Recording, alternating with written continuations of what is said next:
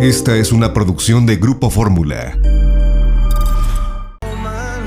Muy buenas noches, saludo con gran cariño al auditorio de Telefórmula, que en estos momentos se enlaza con los trabajos de esta emisión. Agradezco a quienes nos escuchan a través de la radio y por supuesto plataformas de internet. Hoy se abrieron las fronteras terrestres México-Estados Unidos, hoy es Día del Diplomático Mexicano. En un momento más conversaremos con el embajador Nájera. Hace un instante platicaba con la expresidenta Chinchilla, ella, Juan Manuel Santos, Fernando Enrique Cardoso y también Ricardo Lago. Hicieron un llamado para avanzar en un plan que cambie las cosas en Nicaragua. Parte de lo que dijo Chinchilla hace unos momentos, estos micrófonos fue esto. Y quizás lo más grave, Leonardo, es que sienta un gravísimo precedente para que otros dirigentes con pocos escrúpulos y pocas convicciones democráticas se animen a seguir esa misma ruta del autoritarismo y la dictadura. Eso me dijo la expresidenta Chinchilla. Va por México, presenta un proyecto alterno de presupuesto, cambios por cerca de 200,000 millones. Le comento que el presidente dijo que si hay buen fin, también que se abran todas las escuelas. Al presidente no le pareció bien el tema de la boda entre Santiago Nieto y la consejera Humphrey, así lo dijo. Bueno, pues que es un asunto escandaloso, en efecto, aun cuando se trata de un acto privado, pues los asuntos públicos en México son cada vez más públicos, o se sabe más de asuntos o eventos privados. Creo que no es correcto, porque el servidor público tiene que evitar ese tipo de situaciones. Eso dijo el presidente de la República. Fíjese que aplazan la audiencia de Ricardo Anaya hasta el 31 de enero. El presidente le dijo que dé la cara y se presente a declarar. Barack Obama hoy fue, por supuesto, punto de interés en la COP26. Dijo, no habrá medidas contra el cambio climático a menos que los gobiernos sientan la presión de sus votantes. Afirmó esto en Glasgow. También quiero decirle que en su cuenta de Twitter, Antonio Guterres, el secretario general de la ONU, dijo que tenemos que ser mucho más ambiciosos y es tiempo de apostar. Mañana tempranito va a tener una reunión con el presidente de la República, quien habrá llegado ya, en un momento más nos lo confirma Sara Pablo, a Nueva York. El día va a conversar primero con Guterres y a continuación pronunciará un discurso en el Consejo de Seguridad de Naciones Unidas. De todo esto y más estaremos platicando en los próximos minutos. Si usted nos acompaña, vamos a hacer una breve pausa, volvemos. Bueno, y hoy tenemos muchas noticias. Vi una actividad muy importante de nuestros cónsules en la frontera, pues abriendo o constatando la apertura de las fronteras terrestres para propósitos no esenciales. Y bueno, pues en un momento más iremos a la línea fronteriza. También le comento que llegó a Dubái el buque escuela Cuauhtémoc de la CEMAR, que es una de las piezas pues más emblemáticas de la presencia de México en el exterior. El embajador de México subía al Twitter una foto espléndida de cómo llega este buque escuela, que es hermano de algunos otros buques escuelas latinoamericanos. Ya platicaremos, por supuesto, el tema. Hoy la atención está en Nueva York también. Fíjense que hace unos días, unas semanas, conversaba con el canciller de la República en este espacio y esto le planteaba. ¿Existe la posibilidad que el presidente acuda en esta ocasión a la Asamblea General? Pues lo voy a tratar de convencer, te aviso si logro eso. Sería un gran logro también. Si lo convenzo, pues estaría buenísimo. Yo por supuesto, yo tomo nota y creo que estaría muy bien, ¿no? Digo, el presidente de México pesa mucho en el ánimo mundial y pues estoy seguro que tendrá muchas cosas que decir en la ONU. Claro que sí. Bueno, pues vamos a tratar de que así sea. Bueno, a la Asamblea no fue, pero sí al Consejo de Seguridad de Naciones Unidas, donde hablará mañana. Sara Pablo, te saludo. ¿Cómo estás, Leonardo? Muy buenas noches, te saludo desde Nueva York, ya a unos minutos de que llegue el presidente Andrés Manuel López Obrador, ya lo decías, segundo viaje al exterior en la mitad ya de su sexenio, lo hace otra vez aquí a Estados Unidos, en esta ocasión, ya lo decías, para participar en este Consejo de Seguridad, luego de que México asumió la presidencia. El presidente López Obrador pues no ha participado nunca en estas asambleas de la ONU, donde habitualmente pues participan todos los jefes de Estado, según dijo él mismo que por recomendación del embajador Juan Ramón de la Fuente y también del canciller Marcelo Ebrard, pues él decidió participar el día de mañana en lo que será este primer debate del Consejo de Seguridad con el tema la paz y la justicia internacionales. Decirte que bueno, pues estamos en el hotel donde se espera la llegada del presidente de la República. Hasta aquí una treintena de simpatizantes del presidente de la República pues se han apostado esta noche, ya le cantaron incluso las mañanitas, porque recordemos el próximo sábado cumple 68 años, traen algunas mantas, en fin, están ellos le cantaron también el cielito lindo, están apoyándolo porque han organizado lo que han denominado un AMLOFest para que el día de mañana le den la bienvenida. El presidente de la República se reúne primero con el secretario general de la ONU, Antonio Guterres, posteriormente participa en esta sesión del Consejo de Seguridad. Él mismo, bueno, pues va a presidir esta reunión, donde ha señalado que pues el tema principal será el del neoliberalismo, la corrupción, pero en este caso el mantenimiento de la paz y la seguridad internacionales, exclusión, desigualdad y conflictos como parte pues de los tópicos que va a tocar el día de mañana, y una agenda pues realmente muy apretada, porque el presidente regresa mañana mismo a la Ciudad de México. De hecho, por eso no se reúne con los migrantes, con los mexicanos que radican aquí, que el presidente pues ha reconocido su labor por el envío de remesas. Les va a enviar un video hasta donde se ha informado, y bueno, pues será así como el presidente cumpla esta visita. Después regresa a la Ciudad de México ya por la noche, Leonardo.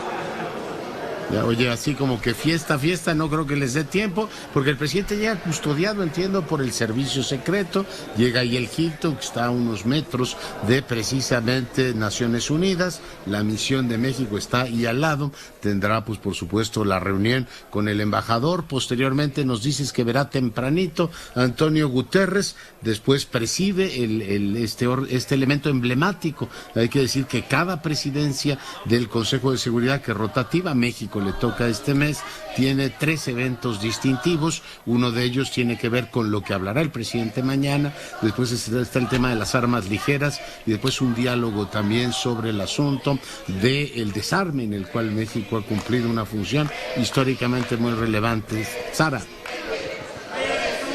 Así es, Leonardo, pues estamos, ya lo decías, en este hotel que está prácticamente cruzando las instalaciones de la Organización de las Naciones Unidas, y bueno, pues decirte que aquí en este hotel ha habido también vigilancia por parte del servicio secreto, y además decirte también que bueno, pues hemos visto ya seguridad, se colocaron algunas vallas metálicas, hay agentes, justo en este momento empieza pues ya movimiento del personal de seguridad de este hotel.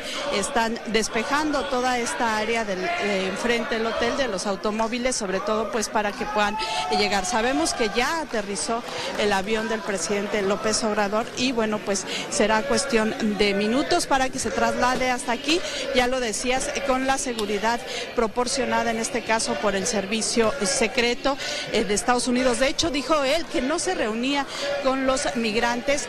¿Por qué? Porque él quería respetar los protocolos, en este caso pues de los agentes que están obligados a brindarle seguridad. Se espera que bueno, pues aquí llegue el presidente, quien ha viajado solo acompañado del canciller Marcelo Ebrard y de Daniel Asaf, quien es su jefe de ayudantía, para pasar la noche aquí en este hotel, Leonardo. Oye, que ya lo están recibiendo también, o lo están esperando llega creo que al JFK Viva Aerobús, ¿no? O a Newark, no sé bien a dónde llega, pero que ya lo están esperando ahí. Sí, también había algunas otras personas en el aeropuerto, simpatizantes. Pues ya decías, va a haber una fiesta, sí, porque ya han convocado a un meeting prácticamente a las afueras de la Organización de las Naciones Unidas, donde se va a transmitir este video que les dedicará el presidente López Obrador, seguramente pues reconociendo su aportación para el desarrollo del país y sobre todo pues para evitar una crisis, como él ha dicho, una crisis en medio de la pandemia con estas remesas importantísimas. Dice que son pues dos de los aspectos fundamentales para la economía, lo que son las remesas, pero también los programas sociales. Y después ellos, estas personas tienen ya planeado también pues una fiesta ya en un salón de aquí de Nueva York, por supuesto pues ya alejados del presidente, que seguramente ya volará a esa hora de regreso a la Ciudad de México, Leonardo. Oye, pues mucha expectación de escuchar propiamente el discurso del presidente ante el Consejo de Seguridad. Yo creo que es importante recordar eso, es el órgano que tutela la agenda de paz y seguridad. Vamos a ver cómo el presidente combina todos estos temas de neoliberalismo, corrupción, con la agenda propia de ese Consejo. Y bueno, pues México ni más ni menos que presidiéndolo. Interés pues en ver cómo articula el presidente ese discurso. Mañana nos lo estarás contando, Sara. Muchas gracias por el enlace. Claro que sí, Leonardo, buenas noches. Gracias. Y hoy es Día del Diplomático Mexicano y además cumple 200 años la Cancillería. En un momento más platicaré con el embajador Nájera. Antes voy con Rocío Galván. Mi querida Rocío, ¿cómo estás? Muy bien, Leonardo, te saludo con mucho gusto. Y pues bueno, hoy fue el día de esto, que fueron 20 meses sin poder cruzar las personas que tenían visa de turista, esos viajes no esenciales que fueron restringidos por la pandemia de COVID. Y pues la gran sorpresa, Leonardo, fue que pues no se registraron las grandes filas, no hubo caos, no hubo desorden. La mayoría de las personas que cruzan diario y que son 35,000, de acuerdo con la estadística que nos dio hoy el Instituto Nacional de Migración, pues tomaron precauciones, se fueron a dormir desde ayer o cruzaron muy temprano este lunes, y eso originó que, bueno, pues la espera era de 45 minutos, nadie podía creer pues que estuviera así de despegada la línea, pero así estuvo. Vamos a ver cómo evoluciona para los próximos días, porque hay quien afirma que pues tampoco hubo mucho cruce para las compras porque todavía no entregan los aguinaldos, Leonardo, y bueno, pues hubo quien se cruzó para esperar que abrieran las tiendas, sí los hubo, pero no en una cantidad mayúscula. Y bueno, por otra parte, decirte que hubo una reunión en San Isidro con las autoridades de México y de Estados Unidos, donde tanto la alcaldesa de Tijuana como la gobernadora, Montserrat Caballero y Marina del Pilar, hablaron en inglés. Estuvieron presentes también el alcalde de San Diego, que fue uno de los principales promotores de la apertura a viajes no esenciales. Y bueno, pues hablaron de la cooperación, de que esto se había logrado en estos buenos términos y que era una reactivación económica para toda la zona. La gobernadora habló de obras de Notay 4 que representarán la apertura de 25 millones de cruces, de intercambios para el año 2025. Y bueno, pues por otra parte decirte que muchas personas fueron felices porque también cruzaron para reunirse con sus familias, de las cuales estuvieron separados estos 20 meses. Hay muchas familias binacionales y bueno, pues eso también se dio. Pero los dirigentes de la iniciativa privada ven con muy buenos ojos esto. Y a otra cosa que es muy interesante, Leonardo, muchas personas opinaron en redes sociales que ya no iban a cruzar con la misma frecuencia a Estados Unidos para comprar mercancía, porque se habían dado cuenta que podían comprarla aquí y que era menos complicado el cruzar la línea, las revisiones y todo este tipo de cosas, y que pues que ya se habituaron a consumir lo que pueden comprar aquí en México, pues en la frontera. Eso es algo que llamó mucho la atención en redes sociales y pues bueno, eso sería el balance de este primer día de reapertura de la frontera. Estuvo aquí, te decía el comisionado del Instituto Nacional de Migración. Hay un punto que no se ha resuelto, el campamento del Chaparral. Hoy trasladaron alrededor de 20 familias a lo que es el santuario del migrante y la alcaldesa dice que eso se tiene que resolver. No se ha abierto el Pet West, que es este acceso peatonal moderno y que está pues clausurado precisamente porque las autoridades de Estados Unidos dicen que mientras no se quite el campamento pues no van a abrir. Entonces pues eso urge. y creo que eso va a ser pues lo que se va a dar en los próximos días, Leonardo. Es lo que tenemos en la información. Muy bien. Rocío, muy amable, cuídate mucho. Gracias, hasta pronto. Dios. Polo Espejel, ¿qué novedades tenemos? ¿Cómo está, doctor? Muy buenas noches. Tras la primera reunión que se llevó a cabo el pasado viernes entre la Fiscalía de Justicia del Estado de México y familiares y abogados del actor Octavio Ocaña, en la que se puso a disposición el contenido íntegro de la carpeta de investigación abierta, la dependencia informó, doctor, que por el momento no ha sido detenida alguna persona relacionada con este caso. Del mismo modo, la Fiscalía del Estado de México inició una investigación luego de que se filtraran a medios de comunicación fotos del cuerpo de Octavio Ocaña.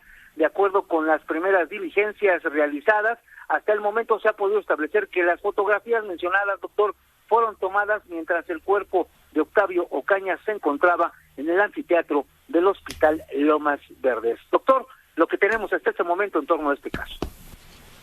Gracias, Polo. Y seguimos con la información. Vamos ahora con Salomón Chertorivsky. ¿Cómo estás, Salomón? Buenas noches. Hola, querido Leonardo. Te saludo con enorme gusto a ti y a tu auditorio. Siempre. ¿Qué tema abordamos esta semana, Salomón? Mira, Leonardo, creo que me resulta fundamental que podamos platicar un poco de el presupuesto de egresos de la Federación. El día de mañana iniciará en la Cámara de Diputados, pues lo que probablemente, además de legislar, de hacer leyes, pues es la función fundamental de las y los diputados, que es autorizar cada año, revisar, estudiar y al final autorizar el presupuesto que ejercerá nuestro país cada año. Mañana inicia esta discusión y a más tardar el último minuto del día 15 de noviembre tiene que estar listo por ley el presupuesto de egresos de la Federación. Sobre que mañana inicia, te quiero hacer algunos comentarios. Primero, algo que ya hemos dialogado, pero pues tal vez volver a centrar. Tenemos un presupuesto muy importante en materia de gasto, crece más de 8% el gasto. Es el presupuesto en términos nominales más grande que ha tenido nuestro país. Crece en rubros de manera importante. En los detalles, pues podríamos discutir mucho porque pues no necesariamente donde está creciendo es donde más impacto va a tener o donde más convendría. Pongo un ejemplo. Pues crece 64% el presupuesto de la Secretaría de Turismo, pero todo este crecimiento es para la construcción del Tren Maya. O crece de manera importante el presupuesto de la Secretaría de Salud, no solo la Secretaría de Salud, de la función salud en su conjunto, pero prácticamente todo este crecimiento va para vacunas de COVID, que bueno, y va para pagar adeudos con el IMSS y con el ISSSTE de lo que ya se ejerció el año pasado para la atención de la pandemia. Hay recortes que parecen, pues para mí son pues realmente muy raros, ¿no? 47% se recorta el presupuesto de la Secretaría de Economía, es decir, pues en momentos donde necesitamos la reactivación, impulsar al emprendimiento, a las pymes, pues hay menos recursos para ello. Se recorta el presupuesto de desarrollo urbano y mejoramiento de metropolitano. Crece un poco el presupuesto de infraestructura, pero más de la mitad de este presupuesto que crece en infraestructura física es para Pemex y pues proyectos como los que ya conocemos. En el dictamen que está circulando ya la Comisión de Presupuesto, es decir, lo que mañana se empezará a revisar, hay muy poquitos cambios.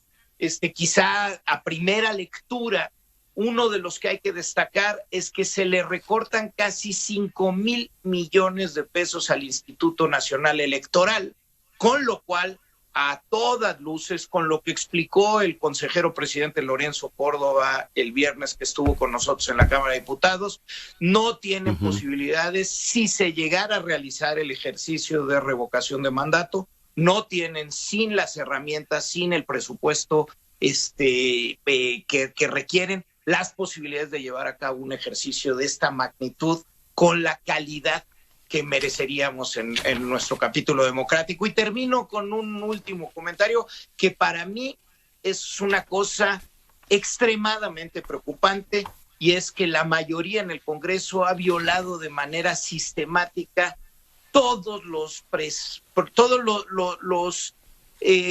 procedimientos legislativos. Hoy se nos envía a la Comisión de Presupuesto el dictamen para votarlo mañana en la mañana, Leonardo, cuando por reglamento se dice que un dictamen lo tienes que recibir por lo menos 5 días antes para poder estudiarlo. Insisto, creo que se está violando el derecho de las minorías para poder legislar de manera adecuada en lo que, como empezaba, diría, es el proceso más importante que se lleva a cabo en la Cámara de Diputados, que es la revisión y la votación del presupuesto de cada año. Creo que aquí hay un tema que puede llegar hasta el Poder Judicial, porque a todas luces se han violado los procedimientos y hay una mayoría arrasadora que no permite a las minorías pues, una discusión como se debería, por la magnitud, por el impacto y la importancia que tiene el presupuesto pues, en nuestro país. Hoy dijo el coordinador de la mayoría, dice, bueno, hicieron un planteamiento de diversos partidos. Por cierto, te pregunto, ¿cómo lo siente Movimiento Ciudadano? Esta reasignación de 190,000 millones. Digo, pero llega demasiado tarde, ya estamos listos para votar, Salomón. Pues otra vez, ojalá hubiera un espacio para la reflexión. ¿Por qué 3 partidos políticos están pidiendo una reasignación de casi 200,000 millones de pesos? ¿En qué áreas lo están solicitando? Por ejemplo, pues lo que se está pidiendo para el sistema de salud, a mí me parece muy bien. Lo que se pide para la Secretaría de Educación Pública, fíjate, la Secretaría de Educación Pública no trae incrementos del presupuesto del año pasado a cuando pues con el regreso a clases, con lo que se perdió durante el periodo en que hemos vivido en casa con COVID, pues debería de haber un verdadero empujón para poder recuperar el tiempo perdido en todas estas niñas y niños que dejaron de ir a la escuela o que se retrasaron. Es decir, veo cosas que deberían forzosamente de ser atendidas por la mayoría. Debería de existir un espacio de diálogo sensato, estimado Leonardo, y pues lo que hay es esta mayoría apabullante que ni siquiera permite la posibilidad de dialogar, de encontrar comunes denominadores en donde pudiera haber un racional diferente. Es decir, lo que hay es, aquí estamos, tenemos la mayoría, podemos sacar este presupuesto sin la necesidad de sus votos, por tanto, pues no si llega tarde o no llega tarde, porque llevamos desde el 8 de septiembre, cuando se presentó el paquete de económico, discutiendo los temas, y pues la realidad es que pues parece que el único legislador es quien se siente en Palacio Nacional. Muy bien. Pues Salomón, te mando un abrazo y te agradezco mucho el comentario. Muchas gracias. Hasta luego, Leonardo. Saludos a todo el auditorio. Gracias. Y bueno, pues seguimos con la información. Como le comentaba, hoy tenemos la fortuna de tener al presidente de la mesa directiva de la Asociación del Servicio Exterior Mexicano, el embajador Nájera. Embajador, ¿cómo estás? Muy bien, Leonardo, qué gusto de saludarte. Oye, pues pedirte por favor que reflexiones con el auditorio sobre lo que significa el Día del Diplomático y sobre todo este año que se cumplen 200 años de las distintas versiones de la Secretaría de Relaciones Exteriores. Embajador. Mira, tienes toda la razón. Fíjate que hoy justo se cumplen 200 años que se crea lo que se llamó Secretaría de Estado del Despacho de Asuntos Exteriores e Interiores, creado bajo el imperio en la regencia, y que te diré, después de la independencia, de la consumación de la independencia en septiembre de 1821, unos días después, en octubre, nombran a un primer responsable de los temas internacionales, y un mes después se crea, junto con otros despachos, la estructura fundamental del Estado mexicano. Y creo que esa es la clave de lo que representa el Servicio Exterior hoy y la Secretaría de Relaciones, que es uno de los pilares que dan estructura al Estado mexicano. Es nuestro vínculo con el exterior, es nuestra representación hacia el exterior, y te puedes imaginar que en los primeros años fue la defensa no solo de la soberanía, sino lograr el reconocimiento de México como país independiente. Es Eso es lo que hoy conmemoramos, y de la mano de un grupo de gente que han sido los diplomáticos mexicanos. Esa es la relevancia de la fecha de hoy, mi querido Leonardo. Sí, primero esa defensa, después, bueno, una larga historia que ha tenido páginas, por supuesto, gloriosas. Ha habido otras que ciertamente es mejor olvidar, páginas gloriosas, pero ¿cuál es la función hoy del servicio exterior en la diplomacia mexicana? Hay, por supuesto, polémicas, distintas aproximaciones. Embajador Nájera, ¿tú cómo ves las cosas? ¿Cuál es el papel de los diplomáticos profesionales en estos tiempos? Mira, tal vez vale la pena para todos saber que somos apenas alrededor de 1,400 personas los que integran el servicio exterior. 1,212 de ellos somos de carrera, o sea que presentamos un examen público de ingreso, que ascendemos por examen en una jerarquía y una estructura hasta llegar a algunos embajadores, a ministro, consejero, y acompañados de un grupo de designación política, se les llama así, que normalmente cambian con cada gestión presidencial, y que es gente de confianza del gobierno en turno, y que nos integramos y nos complementamos unos con otros. Ese grupo de gente, 1,400 personas, se distribuyen en 160 representaciones en el exterior, embajadas, consulados, misiones ante organismos multilaterales, oficinas de enlace, y además está todo el personal local que labora en esas embajadas y consulados, muchos de ellos naturales del país en el que están. En otros países como Estados Unidos la mayoría son mexicanos, pero por ejemplo nuestros empleados en Rusia son mayormente rusos, por razones idiomáticas, y ese grupo de gente, que como puedes ver no es muy numeroso, más los funcionarios que están adscritos a México, los funcionarios que están en México permanentemente, lo que integran es un grupo que representa a México cotidianamente, que protege a los mexicanos en circunstancias difíciles, que promueve la atracción de inversión, la atracción del turismo, que difunde la cultura mexicana, que negocia acuerdos y tratados, algunos para interés específico de México y otros... Oye, embajador, poca gente para tantas misiones y tanto planeta, ¿no? Pues mira, la verdad sí, fíjate Leonardo, que estos 1,400 no han crecido en número sustancialmente en más de 40 años. Y es un poco increíble, pero eso nos lleva a plantear el tema de la Secretaría de Hacienda, porque es un asunto de plazas. Pero sí creo que... O al Congreso de la Unión, ¿no? Está muy preocupado por otros temas y podría presupuestar de otra manera. Sí, sin duda, sí, es un tema que creo que tiene que ver con dónde queremos ubicarnos como nación y cómo nos dotamos de las herramientas para ello. Y el servicio exterior, no lo hablo por ser miembro de él, sino porque esa es la misma herramienta que usan la mayor parte de los países para proyectar sus capacidades nacionales, sea Alemania, Togo, Sudáfrica o Bulgaria. O sea, es a través de estas representaciones que son el primer enlace formal, institucional, estructurado con el escenario internacional. No, es a través de las embajadas que se empiezan las pláticas. Después puede derivar a otras y aparecen muchos actores y cada vez hay más actores no estatales que tienen un papel relevante en las relaciones internacionales, pero la estructura de las relaciones, la formalidad y lo que se pone blanco y negro pasa por las embajadas. Claro, y luego el seguimiento, que es importantísimo. Pues, embajador, nos come el tiempo. Te agradezco mucho que hayas estado en día tan señalado con nosotros. Muchísimas gracias por la oportunidad y un saludo a tu auditorio.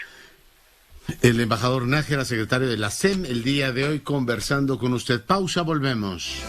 Bueno, y seguimos con la información. Doy la más cordial bienvenida a la doctora María Marván, presidenta del Consejo Rector de Transparencia Mexicana. María, doctora, bienvenida. Muchísimas gracias, Leonardo. Muy buenas noches a ti y a tu amable auditorio. ¿Qué tema abordamos esta semana, María? Mira, yo creo que es de relevancia fundamental el anuncio del presidente hecho en la conferencia de la mañana del jueves de que piensa crear una suerte de empresa militar.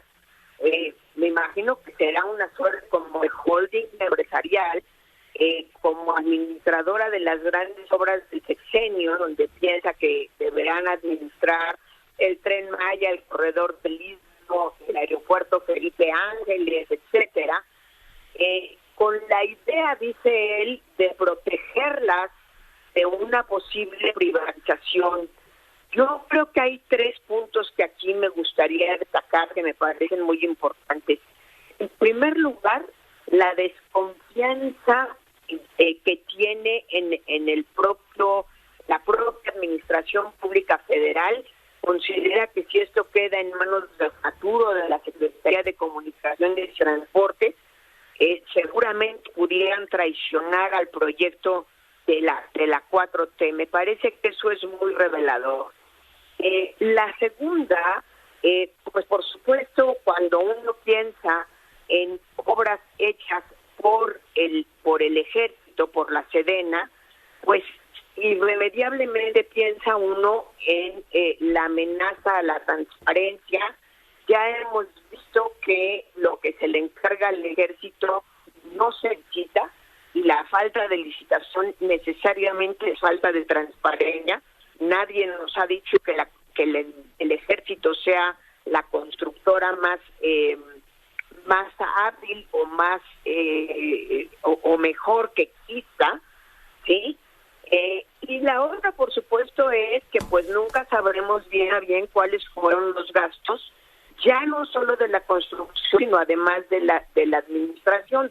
Recordemos que hay una cláusula en la ley de transparencia en donde Sedena le puede pedir a la Consejería Jurídica no entregar información declarándola de seguridad nacional, y en este caso se tendría que ir hasta la Corte cualquier recurso, con lo cual pues la posibilidad de conocer el manejo ya no solo de las obras que tiene hoy día el Ejército, sino además de la administración de las mismas, pues sería prácticamente imposible.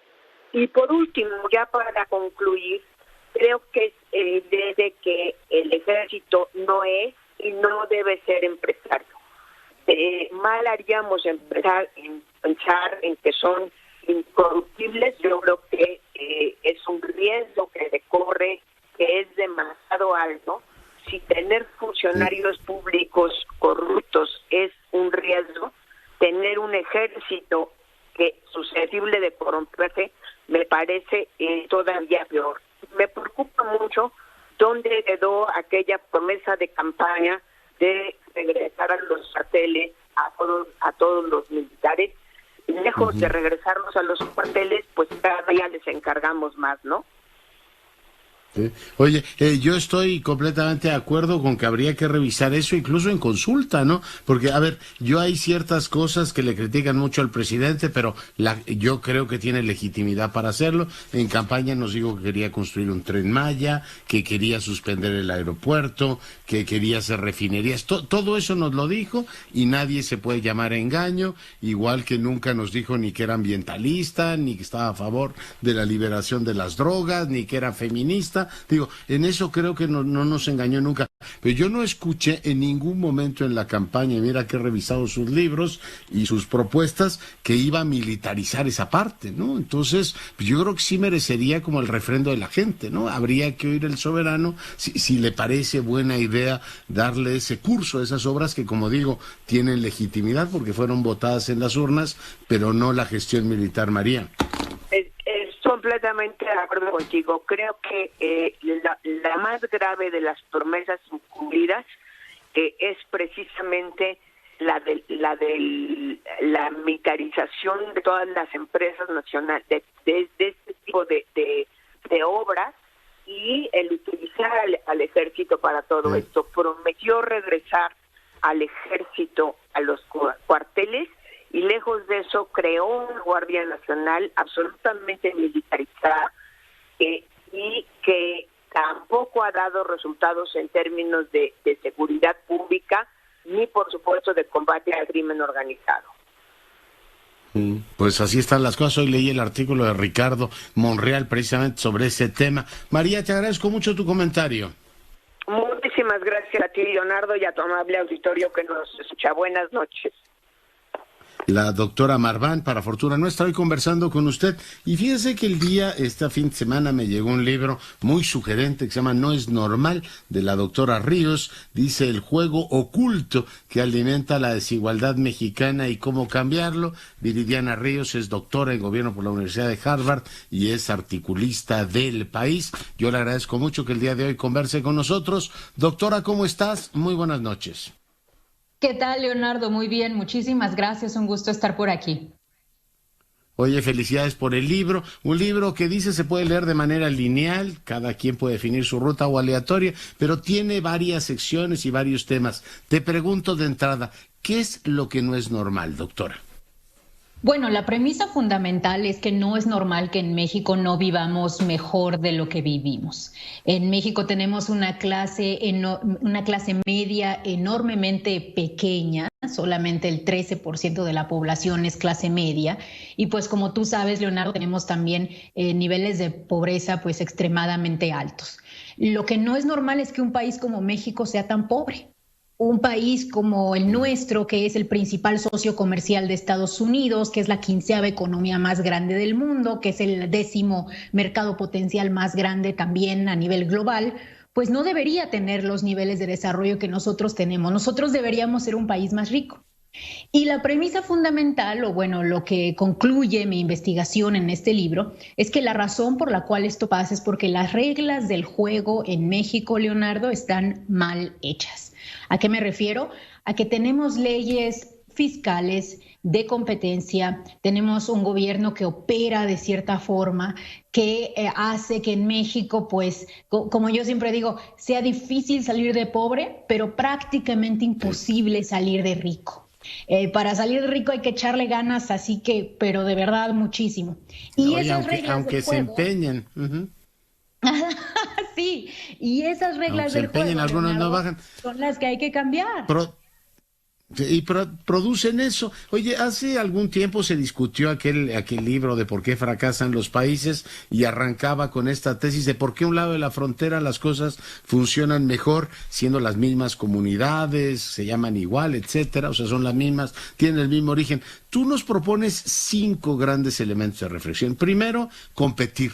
Tú dices que en México tenemos un mercado que no compite o empresas que, digamos, aseguran una posición monopólica. Viri. Correcto, Leonardo. El capitalismo mexicano es anormalmente inmóvil. Cuando tú ves las empresas más importantes de este país, las que hoy son las más grandes, son prácticamente las mismas que existían en el año 2000, hace 20 años, y son casi iguales también, esto es prácticamente ridículo, que las empresas que existían en 1975.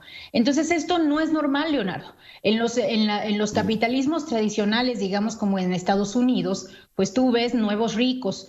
Tú ves al señor de Telsa, al señor de Amazon, Facebook, incluso CVS, la farmacia. Pues es un capitalismo que tiene posibilidad de crear empresas grandes y nuevas.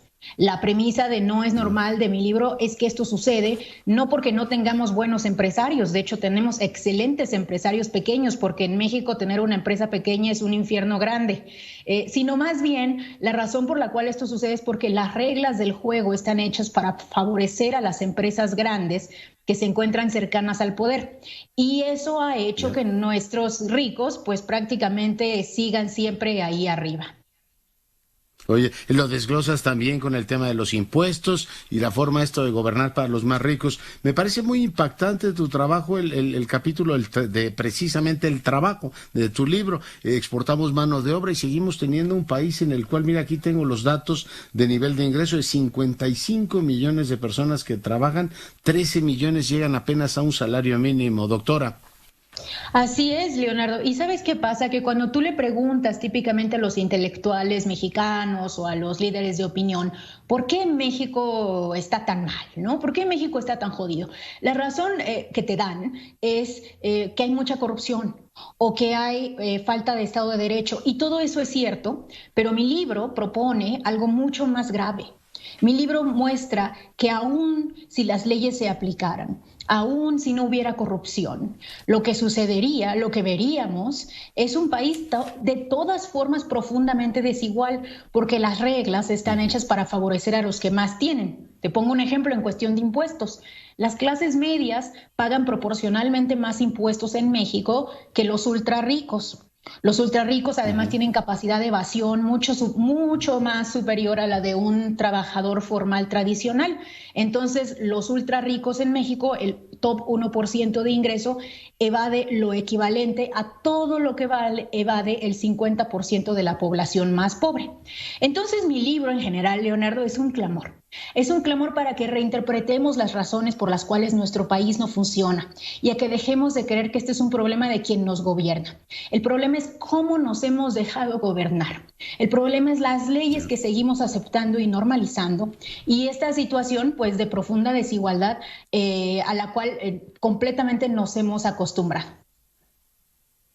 Es, por supuesto, muy sugerente el libro, Competir, Trabajar, Contribuir, Gobernar. Y el último capítulo es el ser. Este país, a pesar de los cambios políticos que ha tenido, sigue premiando, dices tú, la tez blanca, ¿no? Apellidarse Sheinbaum o apellidarse Ebrard. En este país te asegura mucho más que si te apellidas de otra manera o tienes la piel más oscura, doctora. Correcto, y lo vemos en absolutamente todos los mercados. Eso tampoco es normal. No es normal que en un país mestizo las personas que tienen mayor nivel de ingreso y mayor incluso nivel educativo son las personas que tienen la tez más blanca. No es normal que las mujeres ganemos 12% menos que los hombres o que tengamos 17% menor probabilidad de tener un puesto directivo. Todo esto, de nuevo, nos remite a las reglas del juego, que a veces son reglas informales, ¿no? A veces son las reglas informales de la discriminación, a veces son simplemente pues la forma en la cual los procesos a los cuales nos hemos acostumbrado en contratación, incluso en recursos humanos en las empresas. Entonces, en ese sentido, el libro, digamos que aborda todos estos aspectos y hace un llamado a cambiar las reglas, hace un llamado a que pues el ciudadano común llame a sus políticos, pero también no solamente a gobiernos, sino también cambie la forma de hacer negocios, cambie la forma de trabajar, de forma que creamos un país que tenga más oportunidades. Y yo creo que lo dices bien, no es normal, no debemos acostumbrarnos a que esto forma parte de una especie como de maldición bíblica, ¿no? De que este país no puede ser, doctora Ríos, de otra manera. Correcto, Leonardo, porque sí puede ser. Hay países que eran igual de desiguales que México hace cerca de un siglo y que lograron cambiar. En cambio, en nuestro país pues no cambia, ¿no? Pasamos por la revolución y seguimos teniendo muchos pobres. El milagro mexicano también dejó muchos pobres. El neoliberalismo, bueno, ni hablar. Y López Obrador, la realidad es que tampoco ha cambiado la realidad del país de manera pues sistémica, ¿no? Entonces, en ese sentido, bueno, algo que me gusta mucho del libro, Leonardo, y te lo quería contar también, es que no se tiene que leer el libro completo.